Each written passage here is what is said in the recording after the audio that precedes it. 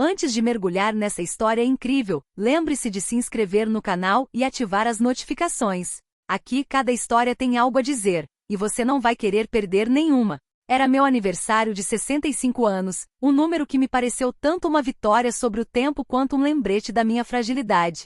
O dia começou normalmente com mensagens e telefonemas de pessoas queridas, mas a noite prometia uma celebração especial. Meu filho Daniel Parker e sua esposa, Emily e eles me convidaram para jantar em sua grande casa nos arredores de Chicago. Uma casa moderna toda de vidro e linhas retas, fria e imaculada, exatamente como eles. Desde o momento em que cheguei, senti que algo estava um pouco fora do lugar. A entrada era deslumbrante, o aroma de flores frescas preenchia o ar, mas havia um detalhe que me incomodava: uma garrafa de vinho desconhecida colocada no centro da mesa, que parecia quase deslocada. Estava perfeito demais em sua garrafa transparente. A luz de velas fazia o líquido vermelho escuro brilhar, e um arrepio percorreu minha espinha.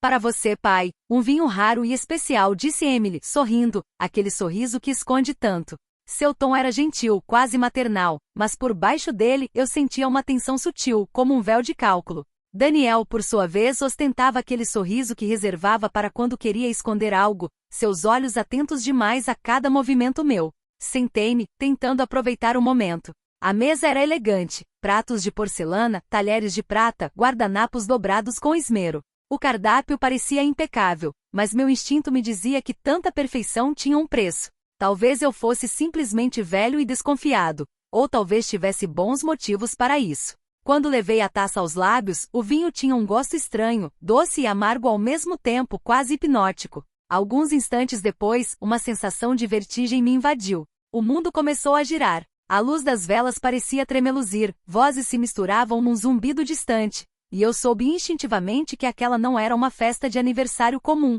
Algumas horas depois, me vi deitada no chão com uma dor lancinante no ombro e na cabeça, a garrafa de vinho tombada aos meus pés e um silêncio pesado no ar. O que deveria ter sido uma celebração se transformará em um mistério perturbador, e a dúvida se instalar em meu coração. Seriam eles realmente inocentes? Ou alguém queria me fazer mal? Era o início de uma noite que mudaria minha vida. E no fundo, eu sabia que tudo o que eu pensava saber sobre minha família estava prestes a ser questionado. O jantar começara numa atmosfera quase surreal. O riso suave de Daniel e Emily parecia calculado, medido. Cada gesto, cada palavra, era perfeito demais para ser espontâneo. Mesmo assim, forcei-me a sorrir, a participar da conversa, tentando convencer-me de que estava imaginando coisas. O vinho ainda estava no centro da mesa, sua cor vermelha profunda cativando meu olhar. Emily havia me servido uma taça com um cuidado quase cerimonial. É uma safra rara, pai, importada da Europa, ela dissera. Mas havia algo em seus olhos que me arrepiou, um brilho que eu nunca vira antes, quase travesso. Peguei o copo. O líquido tinha um aroma intenso, quase enfeitiçante, uma mistura de frutos vermelhos e especiarias desconhecidas. Provei-o com cautela. A princípio, o sabor pareceu delicioso, rico e aveludado, mas rapidamente uma sensação estranha se espalhou pelo meu corpo. Meu estômago embrulhou, minha cabeça ficou pesada e uma tontura me dominou. Pai? O senhor está bem? Perguntou Daniel, com a voz mal demonstrando qualquer preocupação. Tentei me levantar para respirar, mas minhas pernas tremiam e pareciam incapazes de me sustentar. O chão parecia estar cedendo sob meus pés. Tudo aconteceu num instante. Perdi o equilíbrio, minhas mãos buscaram desesperadamente algo para me agarrar, mas não havia nada. Caí pesadamente contra a quina da mesa. O impacto me deixou sem ar e uma dor lancinante atravessou meu ombro e minha cabeça. O vinho derramou no tapete, formando uma pequena poça vermelho escura ao meu lado. Emily e Daniel correram para o meu lado, suas vozes se misturando em uma combinação de pânico e controle. Meu Deus! Pai, aguenta firme. Fique comigo. Eu conseguia sentir a agitação deles, mas também percebia algo preciso demais em seus movimentos, como se soubessem exatamente o que ia acontecer. Teria sido mesmo um acidente? Minha mente, ainda lúcida apesar da dor e da confusão, começou a juntar as peças do quebra-cabeça. Eles me ajudaram a levantar e me levaram para a sala de estar, mas eu não conseguia me livrar daquela sensação arrepiante. Algo no vinho, no comportamento deles. Não era natural.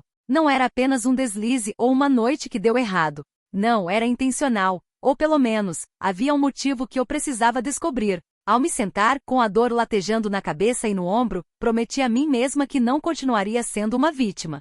Havia algo por trás daquele sorriso perfeito, e eu ia descobrir o que era, custasse o que custasse. Nos dias que se seguiram, a casa de Daniel e Emily parecia mais fria do que nunca. Cada telefonema, cada mensagem deles era pontuada por cautela e sorrisos excessivamente calculados. Permaneci em minha própria casa, observando silenciosamente seus movimentos, tentando separar a realidade da ficção. Aquele vinho estranho continuava a me assombrar. Eu me lembrava do seu sabor agridoce, da sua cor quase sobrenatural e, sobretudo, da tontura que me fizera cair. Teria sido um acidente, como insinuaram? Ou haveria algo mais por trás daquele ato, um teste cruel, uma manipulação? Comecei a repassar mentalmente tudo o que havia acontecido no jantar. Os pequenos detalhes voltaram à minha memória, a maneira como Emily encheu meu copo com uma lentidão calculada. O olhar furtivo de Daniel quando colocou a garrafa sobre a mesa, o olhar rápido que trocaram quando me levantei para tomar um pouco de ar. Tudo parecia orquestrado demais para ser inocente. Decidi permanecer em silêncio por enquanto. Revelar que eu havia entendido o jogo dele cedo demais poderia me colocar em perigo. Observei suas interações, os detalhes de seus gestos, cada palavra trocada. Até mesmo seus pedidos de desculpas pareciam calculados para me fazer duvidar de mim mesma, para me fazer acreditar que eu estava exagerando. Mas minha intuição era forte. Eu sabia que não era um simples acidente. O vinho, o jantar, a atmosfera perfeitamente orquestrada, tudo tinha um propósito. Comecei a me lembrar de memórias da minha vida, dos meus erros e dos meus acertos, e percebi que não podia mais me deixar manipular, nem mesmo pelo meu próprio filho. Então, aos poucos, decidi assumir o controle. Precisava descobrir o que havia por trás do vinho e dos sorrisos. Precisava entender se eu havia sido alvo de uma brincadeira ou se era simplesmente uma pegadinha macabra disfarçada de presente. E, acima de tudo, precisava estar pronto para agir no momento oportuno. Não se tratava apenas de orgulho ou raiva. Era uma questão de sobrevivência. E nessa batalha silenciosa com Daniel e Emily, eu sabia que o menor erro poderia ser fatal. A dúvida tornou-se minha companheira diária. E por trás de cada sorriso, cada gesto gentil, eu via a ameaça silenciosa de uma conspiração familiar que eu precisava frustrar antes que fosse tarde demais. Apesar da dor persistente da queda e da tontura que às vezes voltava em ondas, eu não podia ficar de braços cruzados. Precisava entender o que eles realmente tinham feito. Uma ideia brotou na minha mente, eu precisava investigar aquele vinho estranho. Alguns dias depois, sob o pretexto de preparar uma surpresa para minha família, fui à adega de Daniel e Emily. O cômodo era amplo, impecavelmente organizado, cada garrafa alinhada com um cuidado quase obsessivo. E lá, em uma prateleira ligeiramente recuada, vi a garrafa idêntica àquela que me fizera tropeçar. Seu rótulo era antigo, quase ilegível, e o líquido dentro tinha aquela mesma cor escura e hipnótica. Peguei a garrafa e discretamente a levei para casa, decidindo enviá-la para análise em um laboratório especializado. O resultado foi surpreendente. O vinho continha uma poderosa substância alucinógena, capaz de causar tontura, perda de equilíbrio e lapsos de memória temporários. Não foi um acidente. Daniel e Emily haviam escolhido esse vinho deliberadamente para me enganar, ou pelo menos para me testar cruelmente. O choque me paralisou por um instante. Como puderam pensar que eu continuaria ingênuo? Seria essa a maneira deles de testar se eu ainda era capaz de administrar a família, administrar a herança, ou simplesmente de me fazer de tolo? Uma raiva gélida me dominou, mas a raiva sozinha não bastava. Eu precisava ter cuidado. Qualquer movimento brusco poderia dar-lhes vantagem. Decidi observá-los ainda mais atentamente, anotando cada gesto, cada palavra. Cada sorriso de Daniel e cada elogio de Emily agora se tornavam pistas neste jogo cruel. Essa descoberta mudou tudo. Eu não era mais apenas um pai idoso que havia cometido um erro. Eu estava no centro de uma conspiração cuidadosamente orquestrada. E eu sabia que precisava preparar uma resposta sutil, porém eficaz. Pela primeira vez desde aquele jantar, um plano começou a se formar em minha mente. Não haveria confronto violento, nem cenas dramáticas imediatas. Não, a vingança, se fosse vingança, seria calculada, doce e irresistivelmente satisfatória. Eu não podia mais ficar nas sombras.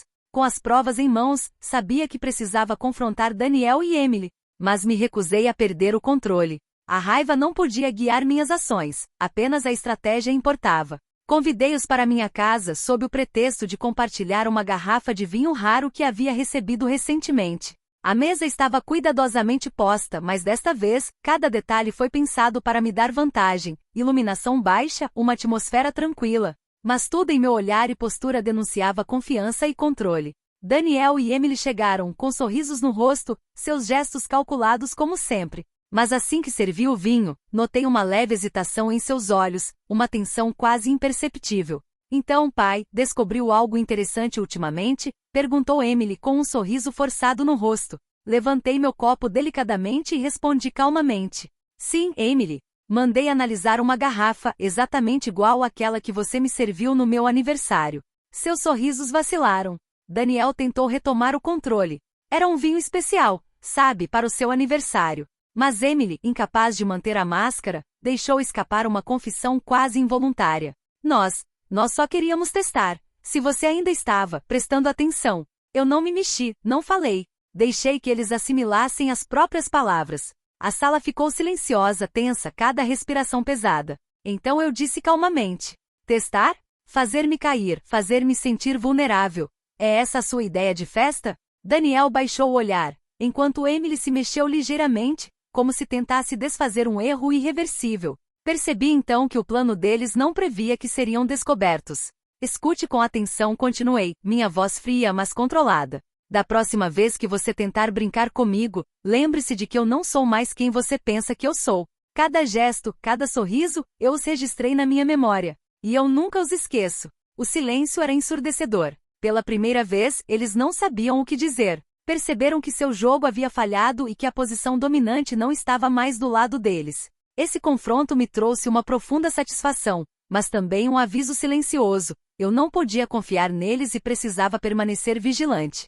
O jogo não havia terminado, mas agora eu sabia que tinha as cartas na mão. As semanas que se seguiram ao confronto foram aparentemente calmas, mas por dentro, a situação fervia. Eu sabia que não podia humilhar Daniel e Emily publicamente sem correr o risco de parecer mesquinho. Queria algo mais duradouro? Uma lição que os fizesse refletir sem destruir a família, a menos que eles próprios optassem por se separar. Contratei discretamente um advogado que era um antigo amigo da família e consultor financeiro. Sem qualquer drama ou cena teatral, revisamos meus documentos, meu testamento, e corrigimos detalhes que eu havia negligenciado. Eu não era mais um velho pai ingênuo, eu era um estrategista paciente. Num domingo de outono, ofereci um grande almoço, convidando familiares e amigos, não apenas Daniel e Emily, mas também antigos conhecidos, vizinhos e alguns parentes distantes. A mesa estava aconchegante e convidativa, decorada sem ostentação. Eu havia preparado essa refeição como se prepara uma sinfonia, cada prato no seu momento, cada sorriso intencional. Na hora da sobremesa, levantei-me em silêncio e falei. Minha voz era clara, não raivosa, mas firme. Obrigado por virem. Antes de comermos, tenho algo a anunciar. Contei brevemente a história do vinho, sem entrar em detalhes humilhantes, e expliquei como, após refletir, decidi redistribuir certas responsabilidades familiares. Falei sobre confiança, respeito e sobre o fato de que a família deve ser um lugar de apoio, não de teste. Então, anunciei calmamente.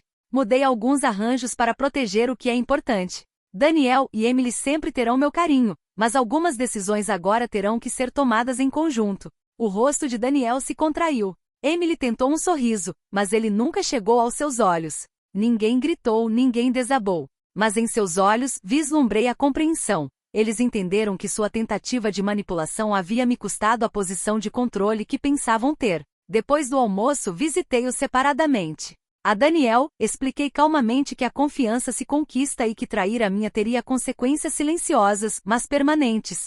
A Emily, falei de dignidade, disse-lhe que brincar com a saúde de um dos pais não era apenas uma provação, era uma traição. As reações foram diferentes. Daniel ficou na defensiva, Emily baixou os olhos e mais tarde, ligou-me para tentar dar uma explicação desajeitada. Os meses que se seguiram foram um lento processo de cura.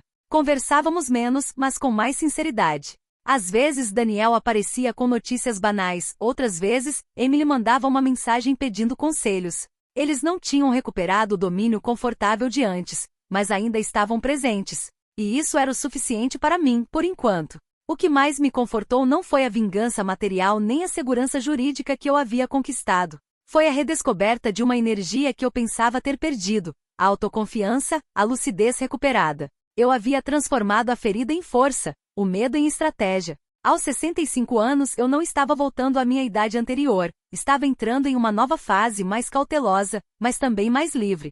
A cena final desta história se passou numa noite de inverno, enquanto a neve caía suavemente. Daniel juntou-se a mim no terraço. Permaneceu em silêncio por um longo momento, contemplando o horizonte. Então murmurou: Pai, me desculpe. Nós erramos. Essa palavra, simples, humana, não apagou nada, mas abriu uma porta. Respondi-lhe sem raiva, apenas com a verdade.